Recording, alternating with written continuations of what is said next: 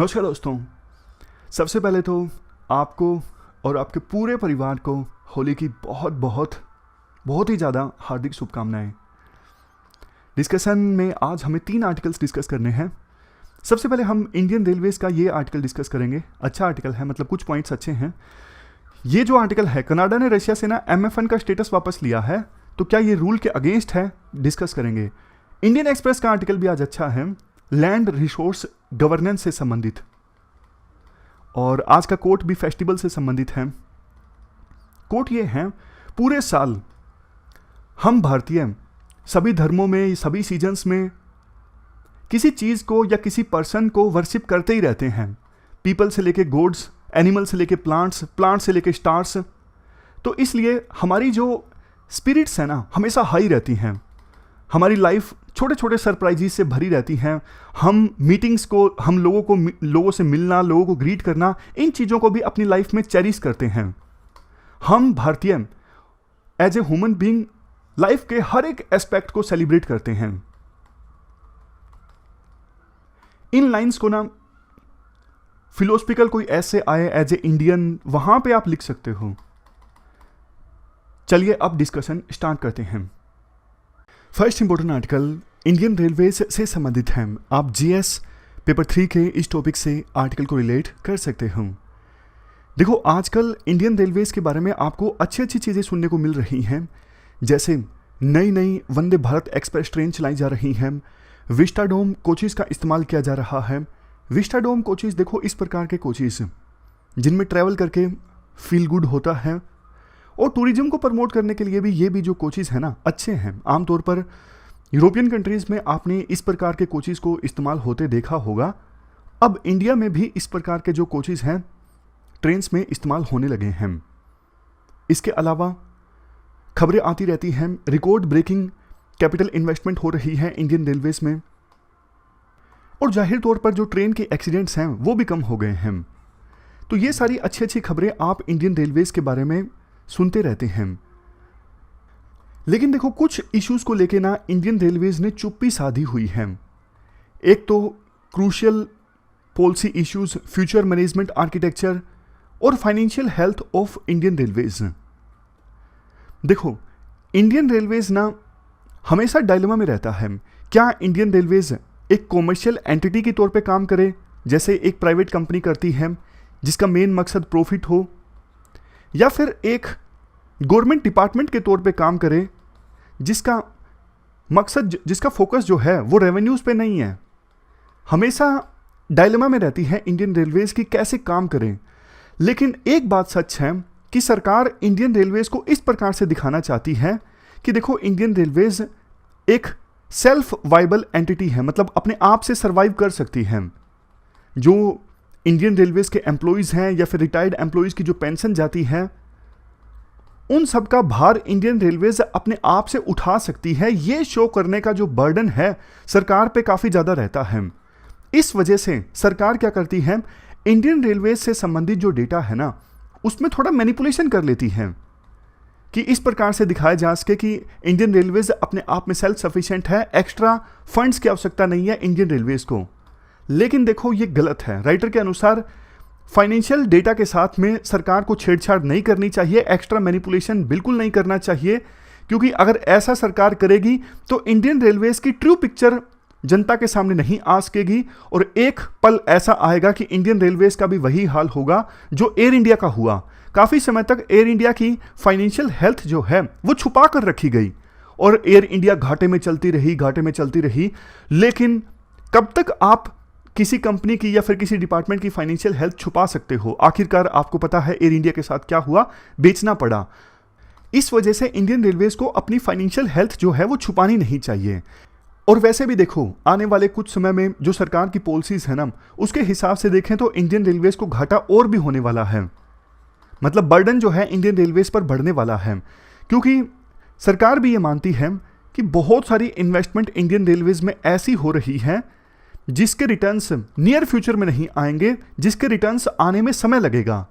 जैसे देखो, rail lines की कई जगह पर डबलिंग हो रही है, नई लाइंस बिछाई जा रही हैं, 100% रेल लाइंस के इलेक्ट्रिफिकेशन का काम चल रहा है। अब कहीं कहीं तो ये बेनिफिशियल भी नहीं है, लेकिन कहीं कहीं पर जो ये इलेक्ट्रिफिकेशन, लाइन की डबलिंग, न्यू लाइंस बिछाना, ये सब जो चल रहा है, इसके रिटर्न्स आने में समय लगेगा। लेकिन मीनवाइल जो आपने इन्वेस्टमेंट की है इंडियन रेलवेज में, अब पैसे उधार लिए हैं तो उसका इंटरेस्ट तो आपको चुकाना पड़ेगा ना। तो इसलिए एक्स्ट्रा फंड्स की आवश्यकता होगी इंडियन रेलवेज को, और इसीलिए सरकार को ना ट्रू पिक्चर सामने रखनी चाहिए। और वैसे भी 8वां पे कमीशन अब आने वाला है 2025-26 में। एम्प्लॉइज़ की और रिटायर्ड एम्प्लॉइज़ हैं, उनकी पेंशन में और सैलरी में वृद्धि होगी, आपको पता है। तो यहाँ पर भी इंडियन रेलवेज को एक्स्ट्रा बर्डन उठाना पड़ेगा। ये सब एग्जाम्पल्स हैं, पॉइंट बार बार वही है। ट्रू पिक्चर सरकार इंडियन रेलवेज के सामने रखे और इन्वेस्टमेंट पॉलिसी भी क्लियरली स्पेल्ट आउट करे, बताए जनता को कि हमारी ये इन्वेस्टमेंट पॉलिसी है। इसके बाद मैनेजमेंट की बात की जाती है। देखो, एक चीज़ आपने सुनी होगी कि इस बार जो एग्ज़ाम होगा यूपीएससी का, उसमें ना वैकेंसीज इंक्रीज होगी बाय 150। जो 150 वैकेंसीज इंक्रीज हुई है ना, वो IRMS की हैं, इंडियन रेलवेज मैनेजमेंट सर्विसेज की। ऑलमोस्ट 2 साल पहले ना रेलवेज में ना अलग अलग ये सर्विस हुआ करती थी, 8 सर्विसेज, जैसे Indian railway service of electrical engineering, Indian railway store service, Indian railway service of signal engineers. इस प्रकार की ये 8 सर्विस थी। इन सबको ना सरकार ने मर्ज कर दिया और एक सिंगल सर्विस बना दी, Indian railway management service, IRMS।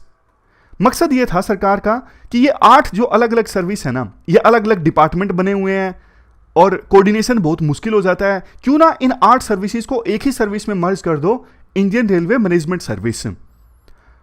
ये निर्णय तो सरकार ने 2 साल पहले लिया था, लेकिन इस बार के गजट में इसे नोटिफाई किया गया ऑलमोस्ट 2 साल के बाद। तो एक सर्विस बन गई, अब इनके लिए रिक्रूटमेंट भी करनी थी। तो सरकार के सामने ये डायलेमा था, रिक्रूटमेंट कैसे की जाए, या जो अपना सिविल सर्विसेज का एग्जाम होता है इससे की जाए, या फिर इंजीनियरिंग सर्विस के एग्जाम से की जाए। तो सरकार ने डिसाइड किया कि इनकी रिक्रूटमेंट की जाएगी सिविल सर्विसेज के एग्जाम से। तो राइटर की शिकायत ये है, ये जो 8 सर्विसेज थी ना, ये तो देखो यार इंजीनियर से संबंधित थी, और अपना जो सिविल सर्विसेज का एग्जाम होता है ये तो जर्नलिस्ट वाला एग्जाम है ना। तो सरकार का कहना है, हाँ मानते हैं हम, ये सिविल सर्विसेज का एग्जाम तो जर्नलिस्ट वाला है, लेकिन इसमें आजकल जो सिलेक्ट हो रहे हैं ना कैंडिडेट्स, उनमें 70% तो इंजीनियर्स हैं। तो इसके जवाब में राइटर कहते हैं, यह क्या आपकी बात हुई यार, 70% तो इंजीनियर्स हैं। वो ऐसे इंजीनियर सिलेक्ट हो रहे हैं इस एग्जाम में जो अपनी इंजीनियरिंग एक्सपर्टीज का इस्तेमाल ही नहीं करना चाहते, तभी तो उन्होंने सिविल सर्विसेज के एग्जाम लेने के लिए डिसाइड किया है। तो रिलेक्टेंट इंजीनियर्स से आप काम करवाना चाहते हो इंजीनियरिंग का। और ये भी सोचिए ना, सिविल सर्विसेज में जिसकी रैंक पीछे पीछे आएगी उसको ये सर्विस मिलेगी, इंडियन रेलवे मैनेजमेंट सर्विस। तो वो इतना इंटरेस्टेड नहीं होगा इस सर्विस में काम करने के लिए। और आपका ये कहना कि 70% तो वैसे भी सिविल सर्विसेज के एग्जाम में आजकल इंजीनियर सिलेक्ट होते हैं, लेकिन जिनको ये सर्विस मिली IRMS, उसमें अगर इंजीनियर्स नहीं हुए, कोई पर्सन है ह्यूमैनिटी बैकग्राउंड का है, उसको ये सर्विस मिल गई। अब ह्यूमैनिटी बैकग्राउंड का है, उसको काम दे दिया गया ये वाला Indian railway service of signal engineer वाला, तो उसके पास एक्सपर्टीज नहीं होगी ना।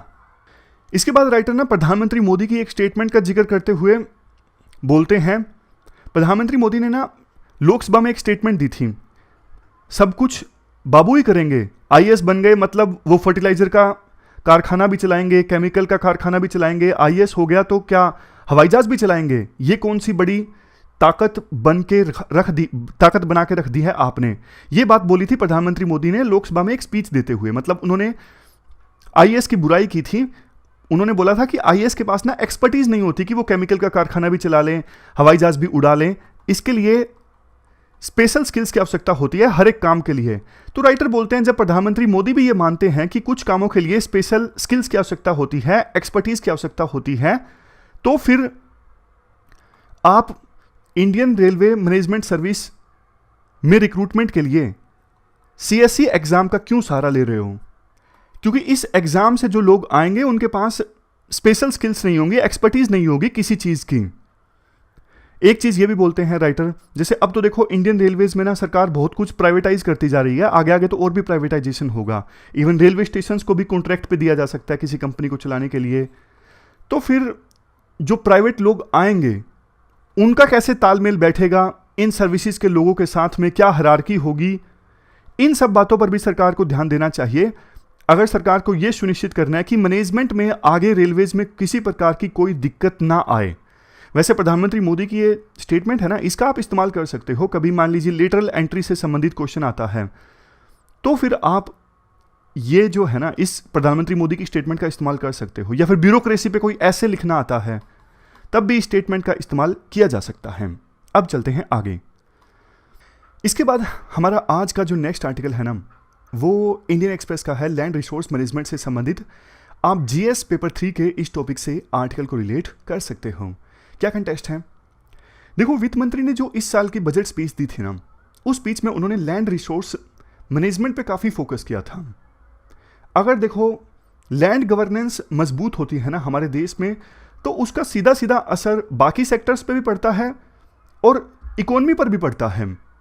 जैसे एग्जांपल की बात है, अगर लैंड रिकॉर्ड्स का डिजिटाइजेशन और कंप्यूटराइजेशन हुआ है हमारे देश में, तो इसका कितना फ़ायदा हो रहा है। एग्जाम्पल के तौर पर लैंड रिकॉर्ड कंप्यूटराइज होने के बाद अब काफ़ी सारे स्टेट्स में वीट और पैडी जैसे फसलों की ई प्रोक्योरमेंट हो सकती है। जो सरकार मिनिमम सपोर्ट प्राइस देती है ना वीट और पैडी पर, उसके बेस पर वीट और पैडी की ई प्रोक्योरमेंट हो सकती है। ये तभी पॉसिबल हो पाया है क्योंकि लैंड रिकॉर्ड अब कंप्यूटराइज और डिजिटाइज हो गए हैं। अब सरकार के द्वारा देखो अनुमान लगाना भी आसान हो गया है कि इस साल कितना पैडी या फिर कितना वीट प्रोड्यूस हो सकता है किसी पर्टिकुलर एरिया में।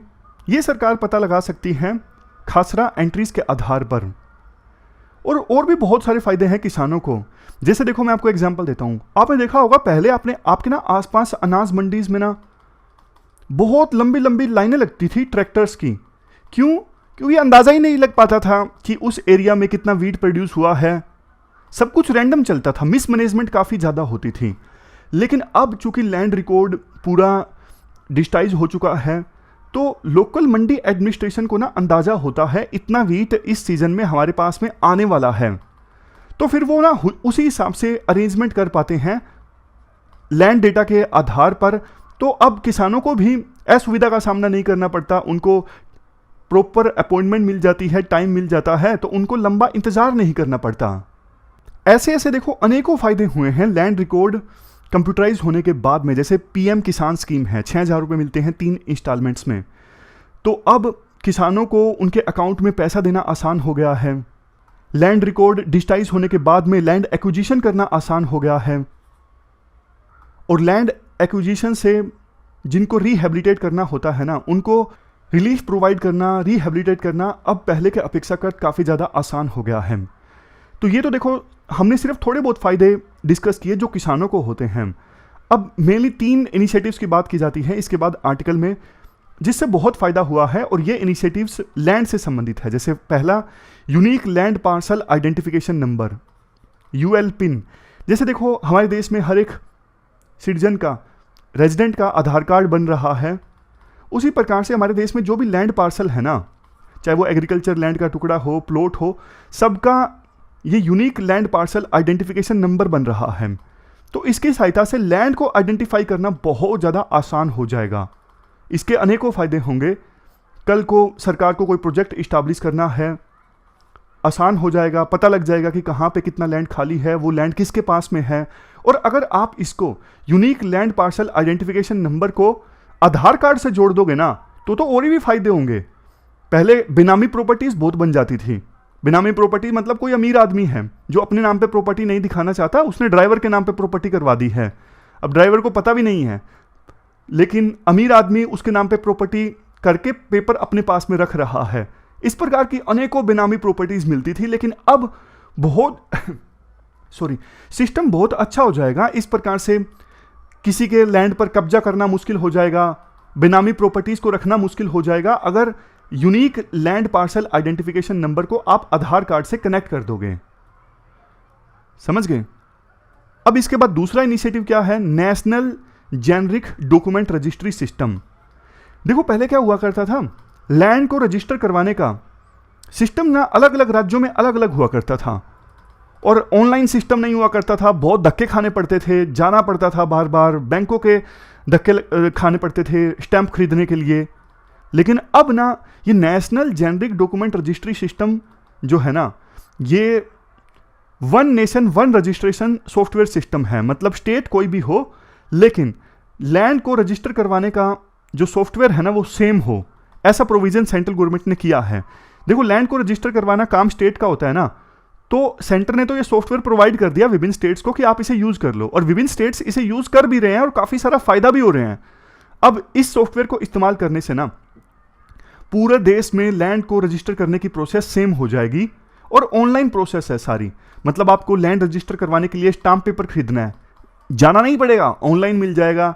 लैंड का ना एक सर्टिफिकेट होता है, यहां देखिए, इनकम्बरेंस सर्टिफिकेट। इसमें क्या होता है कि जो लैंड आप बेच रहे हो या खरीद रहे हो उस पर कितना फाइनेंशियल क्लेम है या फिर दूसरा नॉन फाइनेंशियल क्लेम है, वो सारा पता लग जाता है इस प्रकार के इनकम्बरेंस सर्टिफिकेट से। ये जरूरी होता है लैंड खरीदने और बेचने के लिए।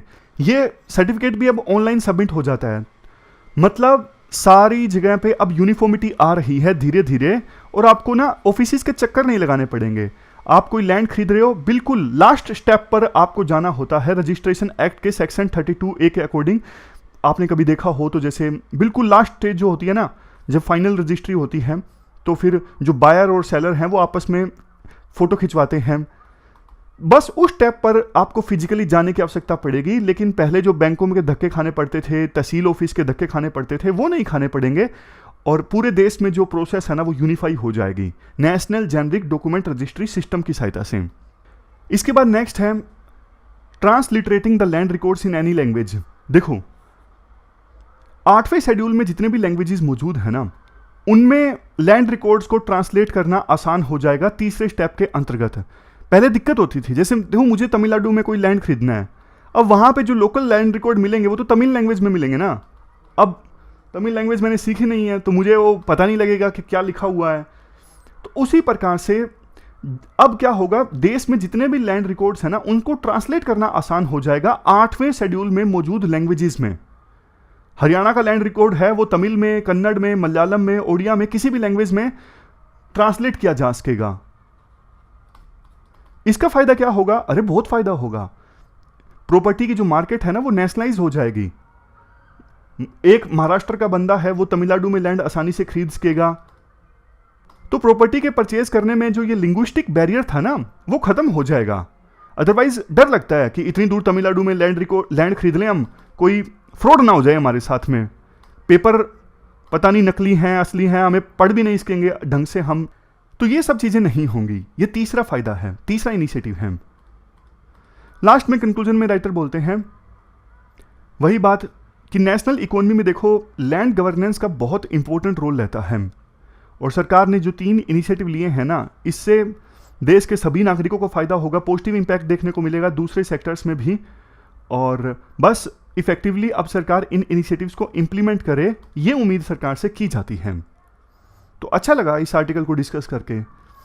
मतलब आमतौर पे आर्टिकल्स होते हैं जिनमें करप्शन के बारे में बताया होता है, तो डिस्कस करते करते कई बार ना अंदर से बुरा फील होता है कि यार इतना करप्शन है। लेकिन आज इस आर्टिकल को डिस्कस करके काफ़ी अच्छा लगा, मतलब चीज़ें इंप्रूव हो रही हैं, बेशक थोड़ा पेस कम है। अब चलते हैं आखिरी आर्टिकल की तरफ। आखिरी आर्टिकल क्या है? देखो, आखिरी आर्टिकल सिंपल है।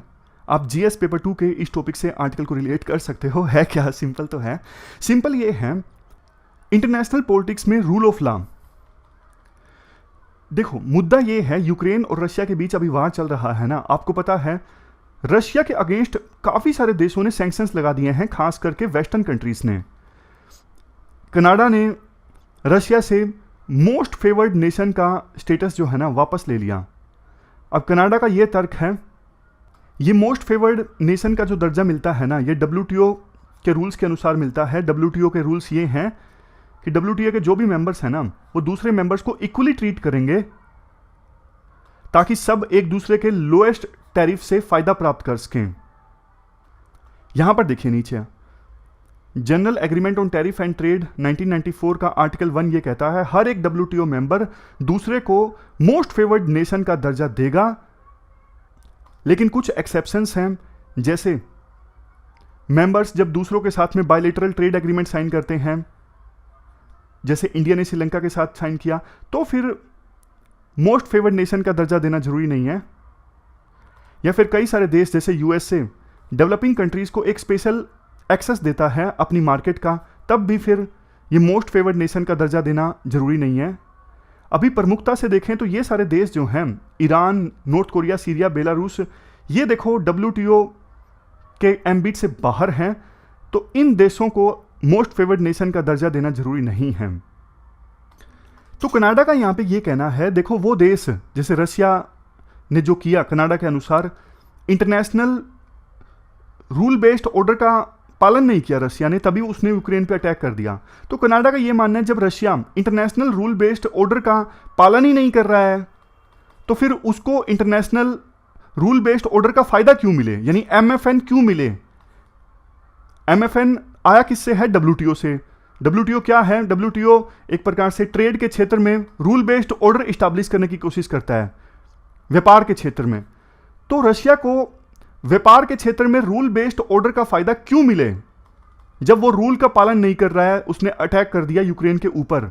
रशिया ने जो कुछ किया वो UN के चार्टर का उल्लंघन है। UN का चार्टर बोलता है कि कोई देश यूनिलेटरल फोर्स का इस्तेमाल नहीं करेगा, सिर्फ एक्सेप्शन ये है डिफेंस के लिए। लेकिन अभी रशिया को कोई खतरा नहीं था, तो रशिया ने जो किया है वो UN के चार्टर का वायलेशन है, यानी रूल बेस्ड ऑर्डर के खिलाफ है। इसलिए रूल बेस्ड ऑर्डर का फायदा नहीं मिलना चाहिए। हम MFN का स्टेटस वापस ले रहे हैं रशिया से। इसके बाद राइटर में आर्टिकल में यह कहा जाता है, देखो जो general agreement on tariff and trade है ना 1994 का, इसमें जो आर्टिकल 21वां है ना, इस आर्टिकल में बोला गया है कि आप जो एसेंशियल सिक्योरिटी इंटरेस्ट है ना, इसके नाम पे किसी देश से MFN का स्टेटस वापस ले सकते हो, एसेंशियल सिक्योरिटी इंटरेस्ट।